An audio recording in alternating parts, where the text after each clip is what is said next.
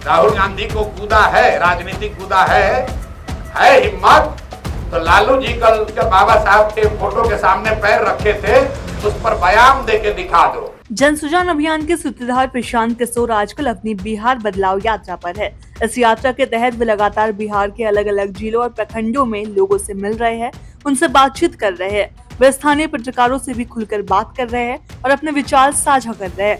इसी कड़ी में आज उन्होंने मुजफ्फरपुर में एक प्रेस कॉन्फ्रेंस को संबोधित किया, जहां उन्होंने कई बड़े बयान भी दिए।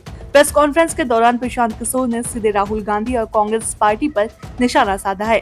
उन्होंने कहा है कि बिहार में कांग्रेस की क्या हैसियत बची है।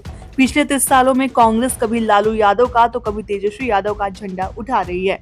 उन्होंने कांग्रेस के राहुल गांधी को चुनौती देते हुए कहा कि अगर उनमें हिम्मत है तो वो बिहार में अकेले चुनाव लड़कर दिखाए, बिना किसी सहारे के।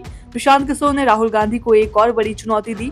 उन्होंने कहा कि लालू यादव ने बाबा साहेब अम्बेडकर के चित्र के आगे पैर रखा था, जो कि उनका अपमान है। प्रशांत किशोर ने राहुल गांधी को कहा कि अगर उनमें हिम्मत है तो वे लालू यादव द्वारा किए गए अपमान का खुलकर विरोध करें।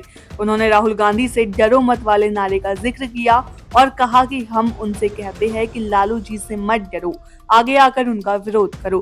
प्रशांत किशोर के इन बयानों से बिहार की राजनीति में नए समीकरणों की चर्चाएं तेज हो गई है। उनकी यात्रा और लगातार दिए जा रहे बयानों से यह साफ होता है कि वे बिहार में एक नई राजनीतिक जमीन तैयार करने की कोशिश कर रहे हैं।